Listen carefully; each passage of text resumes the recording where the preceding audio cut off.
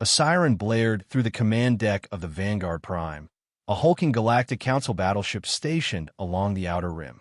The vast expanse of deep space stretched before them, silent and indifferent, but the ship's scanners pulsed with urgency. Unregistered vessel detected. No response to hails, Lieutenant Orlon reported, his voice clipped and professional. He stood rigid at his post, though a flicker of unease crossed his reptilian features. Captain Vrykale leaned forward in his command chair, his jagged mandibles clicking together in irritation. Is it a pirate ship? A smuggler? Negative, sir. It's barely a ship at all. No weapons. No shields. Life support at minimum capacity. A vessel this deep in restricted space, unarmed and unprotected? That was either an act of lunacy or a trap. Vrykale sneered. If it was a trap, it was a laughably bad one. Tractor it in, he ordered. We'll see what kind of fool wanders into council territory unannounced. The retrieval sequence initiated, and within moments, the battered remains of a small escape craft were secured in the docking bay. The hull bore no insignia, no registration codes, just scorch marks and structural decay that suggested it had been adrift for far too long. When the boarding crew pried open the hatch, they found her, a single human woman, bound at the wrists and ankles with reinforced restraints. Her head lolled forward as if unconscious, but the moment the lights hit her, she stirred. Then she smiled. The smile sent a ripple of unease through the gathered soldiers. It wasn't the dazed, relieved expression of a rescued survivor, nor the frantic desperation of a captured fugitive. It was something else. Calculated. Knowing. They dragged her onto the Vanguard Prime, securing her in the high-security interrogation chamber. The thick metal walls hummed with power, built to contain the most dangerous war criminals in the galaxy. Captain Vrykale entered the room, hands clasped behind his back. The woman sat on the interrogation chair, still bound, but her posture was relaxed. Amused. Your name? Vrykale demanded. The woman tilted her head slightly. Dr. Evelyn Carter. Why were you in restricted space, Dr. Carter? Her gaze flicked to the mirrored observation wall, where she undoubtedly knew more officers were watching. Then she looked back at Vrykale, her smile widening ever so slightly. I was passing through. Vrykale's mandibles flexed in irritation. That's not an answer. It's the truth, she countered smoothly.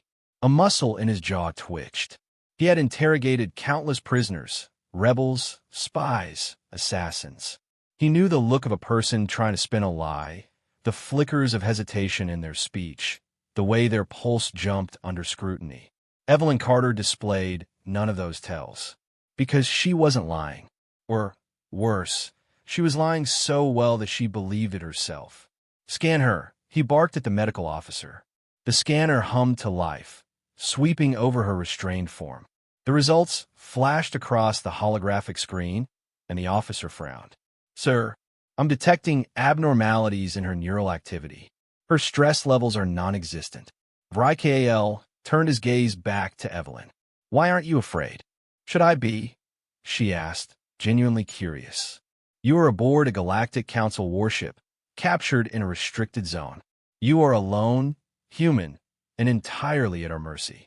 Her eyes gleamed in the dim light. That's an interesting perspective. Vrykale took a step closer, lowering his voice. You will tell me what you were doing out there, and you will tell me now. Evelyn sighed theatrically. Fine. You want the truth. He waited. I was trying to leave before you picked me up, she said, shaking her head. But no, you just had to drag me in. That was a mistake, by the way.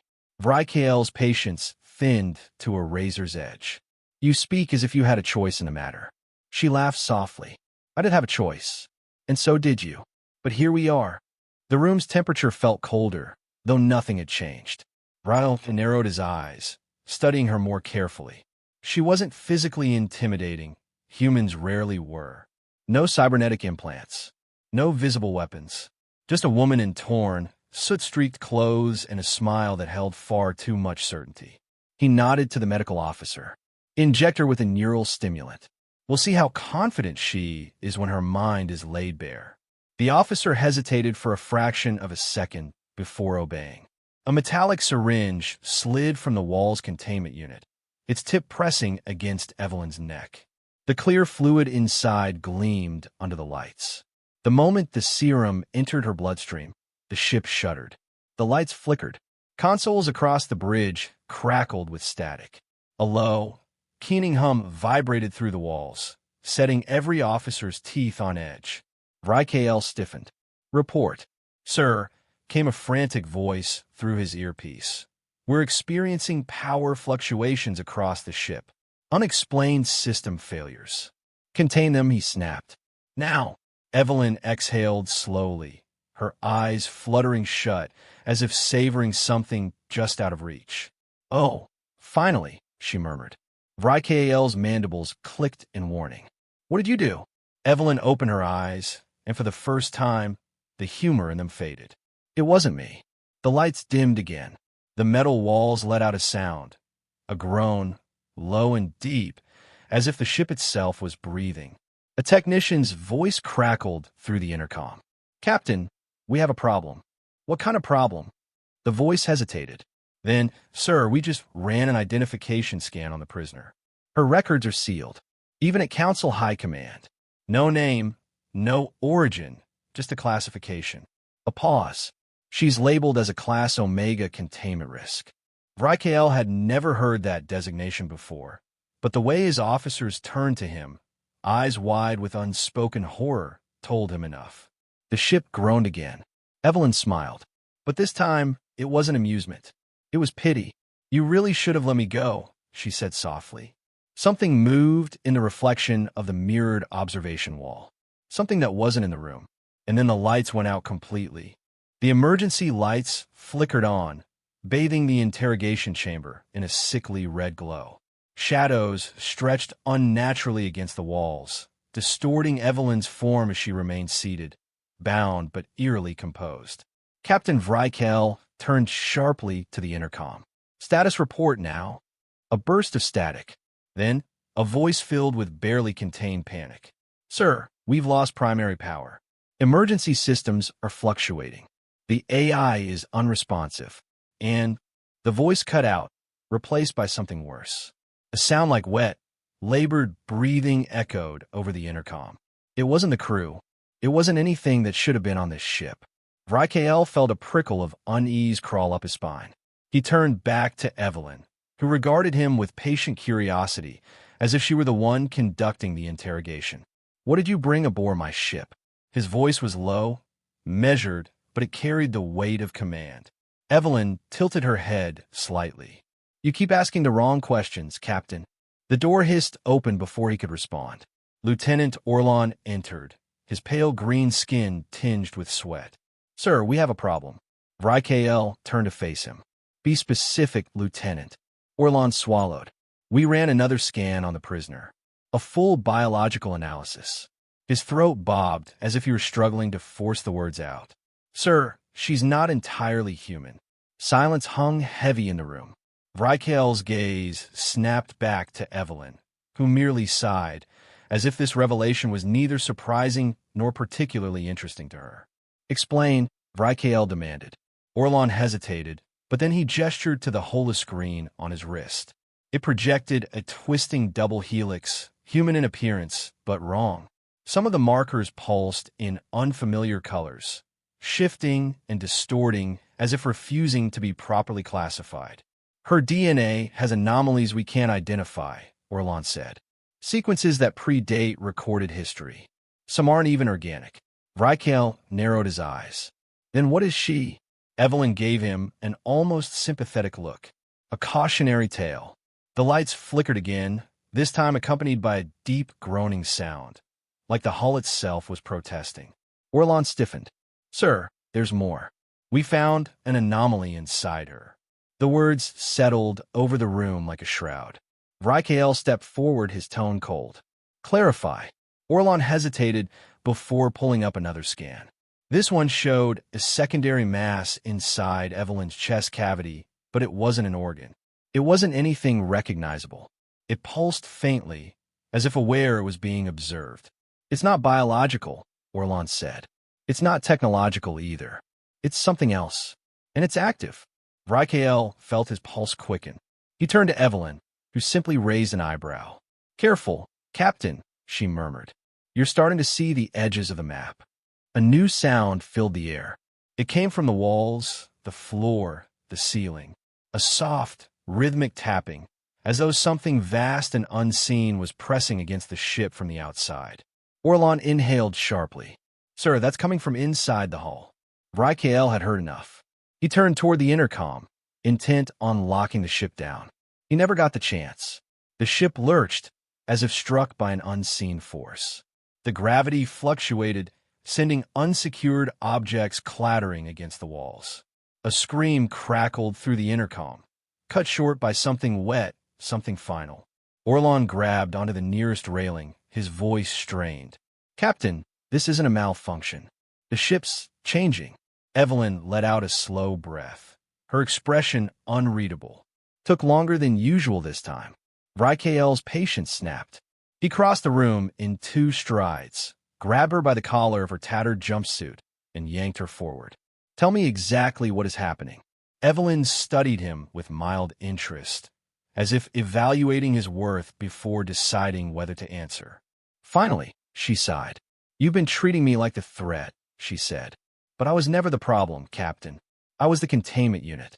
Rykael's grip faltered.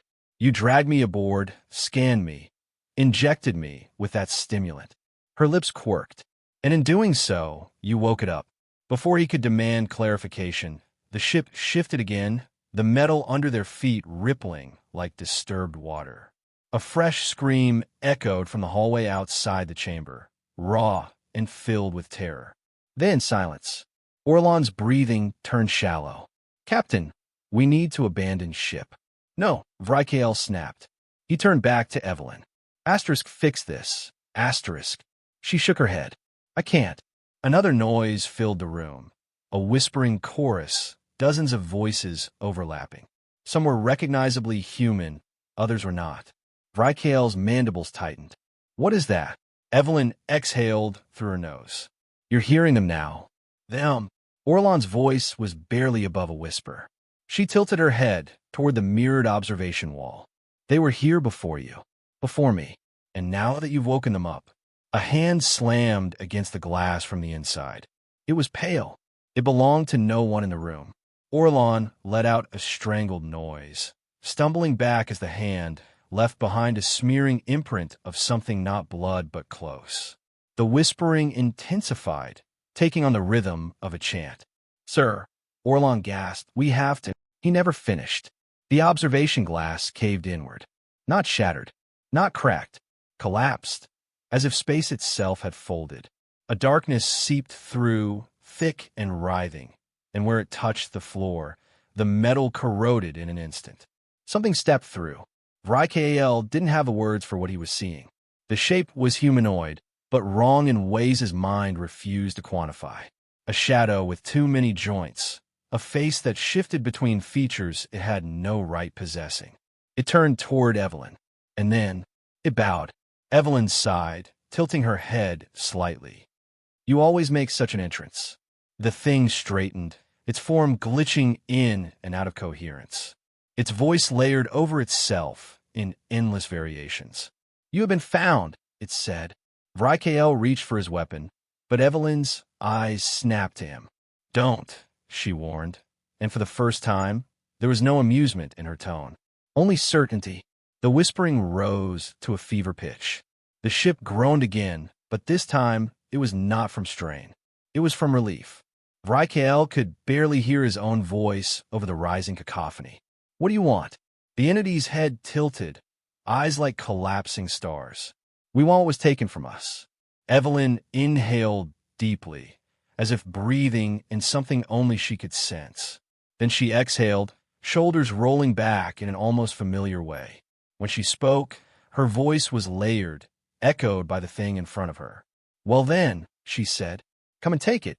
And the lights went out again. The ship screamed. It wasn't an alarm or a failing system. It was the metal itself, groaning in agony as unseen forces twisted through its structure. Bulkheads warped. The floor shifted like a living thing. Every emergency light along the corridor pulsed in rapid succession, not in malfunction, but in panic. Captain Vrykale had seen war. He had commanded fleets through skirmishes that turned entire planets to ash. But this was something worse than battle. War had rules, cause and effect, weapons that obeyed physics. Whatever was happening here had no such constraints. He took a slow step back from the writhing shadow that had emerged through the shattered observation glass. The entity, if it could even be called that, stood unnaturally still.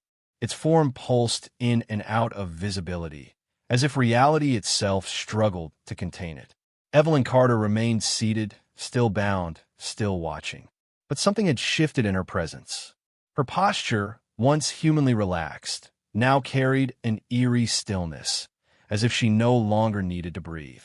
Vrykale's grip tightened on his sidearm. "What did you do?" Evelyn's gaze slid to him, slow and deliberate. "I told you this was your mistake." The shadow entity moved, not with steps, but with the absence of movement. 1 second it was by the broken glass, the next it was closer. The temperature dropped, a sharp bite of cold seeping into Vrykale's exoskeleton. His soldiers outside the room hadn't entered, not because they were disobeying orders, but because they were gone.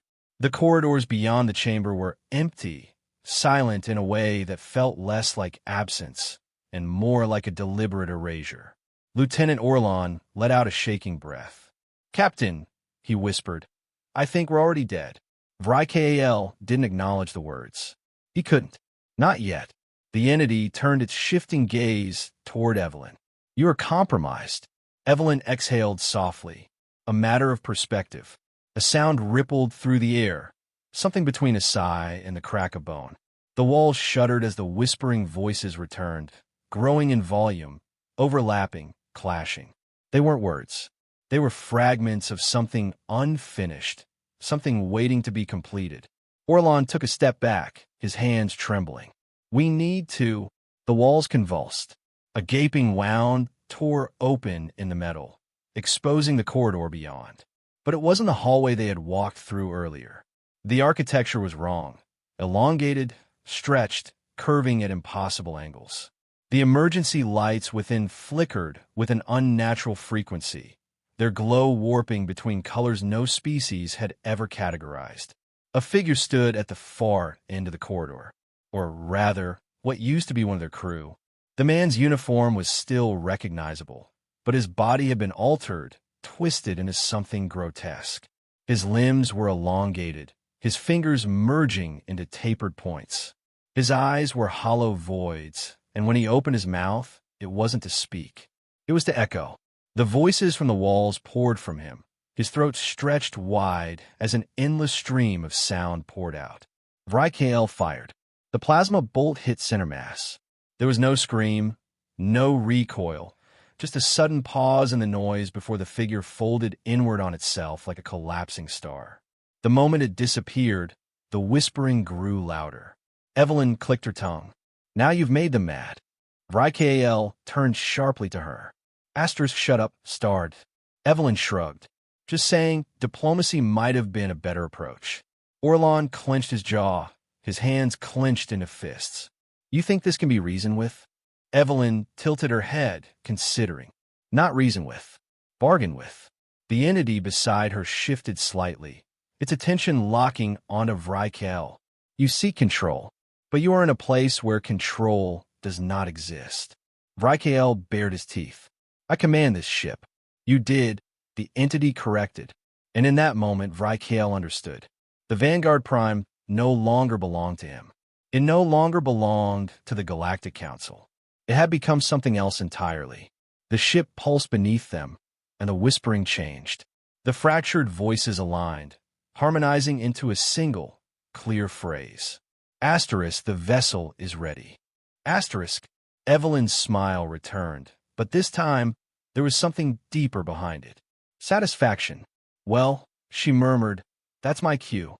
Before Vrykale could stop her, the restraints binding her arms and legs unraveled, peeling away as if they had never been metal to begin with. She rose to her feet in a slow, fluid motion, rolling her shoulders as if shaking off an unseen weight.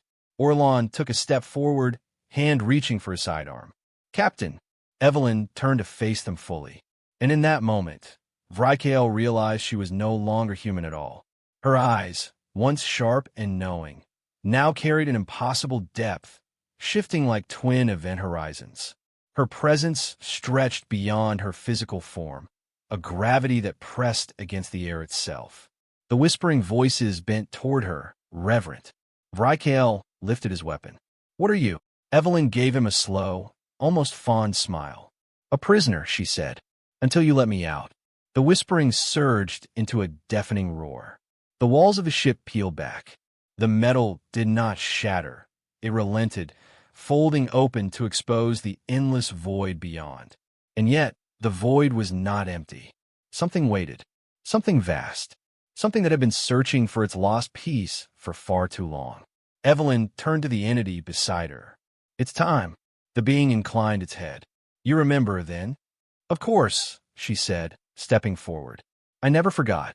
The last thing Vrikael saw before the light consumed everything was Evelyn, her form merging with the shifting dark, her voice joining the endless chorus of something far older than the stars. Then the ship vanished.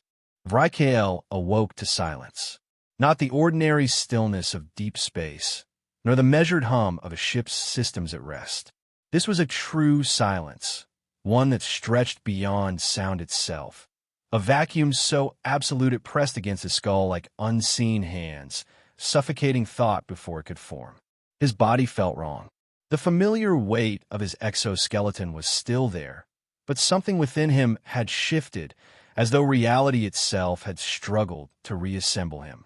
He forced himself upright, joints aching, muscles protesting. The Vanguard Prime was gone. Not destroyed, not abandoned, simply erased. He stood in a space that should not exist. A vast, horizonless plain of smooth obsidian, stretching infinitely in all directions. The void above was not empty. It pulsed with slow, rhythmic movements, like the breath of something slumbering just beyond sight. A flicker of motion caught his eye. Evelyn stood a few paces away, gazing upward, her hands loosely clasped behind her back. Her presence was unchanged, human in form, but fundamentally other in ways he could no longer deny. The subtle shift of gravity around her, the air bending at the edges of her silhouette, she was no longer bound by the limitations of flesh and bone. Vrikael inhaled sharply. "Asterisk, where asterisk are we?" Evelyn didn't look at him. "You wouldn't have words for it. Try me." She exhaled, finally turning to face him. "You're standing in the space between what was and what will be. The place where reality thins, where the old things whisper." She tilted her head. "You were never supposed to see this, you know. You should have died with your ship." He clenched his fists. "Asterisk, why am I still here? Asterisk." A glimmer of something, amusement, regret, something in between, passed over her face. "Because you weren't part of the bargain." The void pulsed. The pressure in Vrikael's skull deepened. He resisted the urge to stagger, to fall to his knees.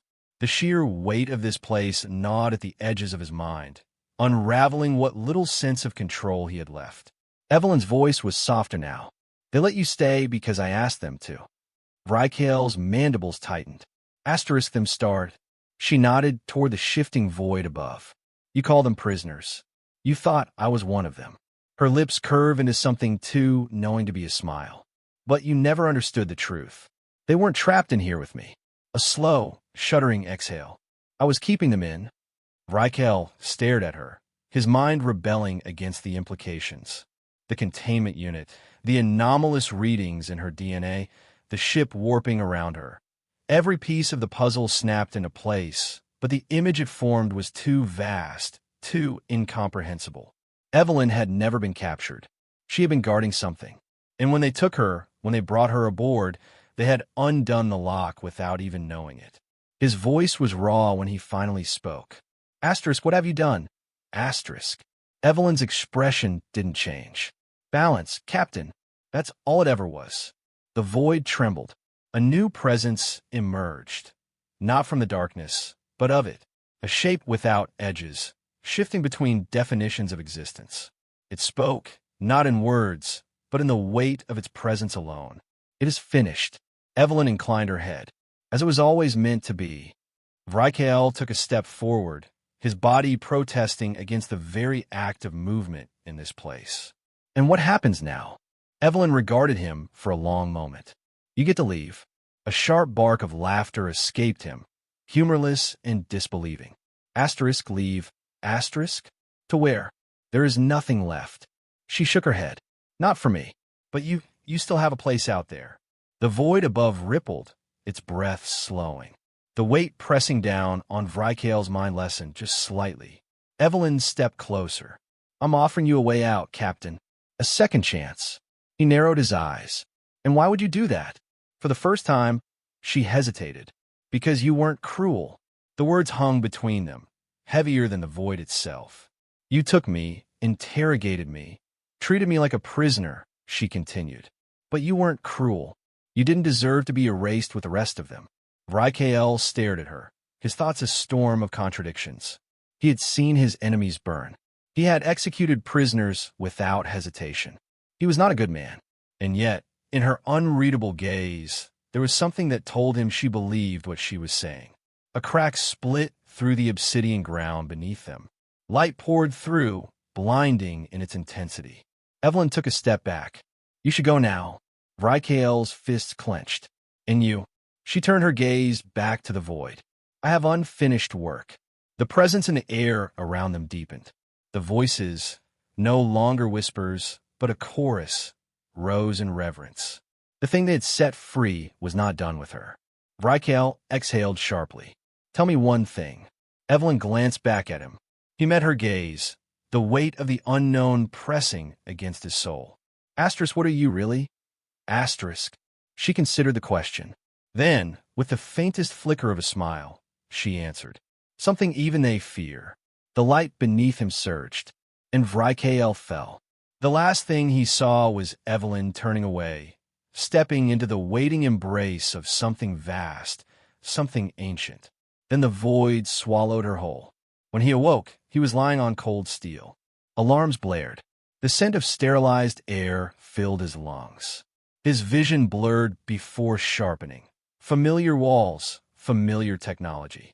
A galactic council medical bay. He was alive. He bolted upright, gasping. The medics scrambled around him, voices overlapping, datapads flickering with diagnostic scans. But none of them knew. None of them had seen. A high-ranking officer approached, eyes sharp with expectation. Captain Vrikael, we lost contact with the Vanguard Prime. You were presumed dead. Vrikael's chest rose and fell with uneven breaths. The officer's gaze hardened. What happened out there? Vrikael hesitated. He could tell them everything. The anomaly, Evelyn, the things beyond the veil. But looking into the officer's expectant eyes, he realized something. They wouldn't believe him. And even if they did, some things weren't meant to be known. His fingers curled into fists. He took a slow, measured breath. Then he spoke. The ship was lost in an anomalous event, he said, his voice steady. The crew didn't make it. The officer studied him for a long moment, then nodded. Understood. As they turned away, Vrikael exhaled, his gaze distant. The weight of knowledge pressed upon him, heavier than before. Evelyn was gone. The Vanguard Prime was gone. But something else had taken its place. And deep in the uncharted black of space, it was watching,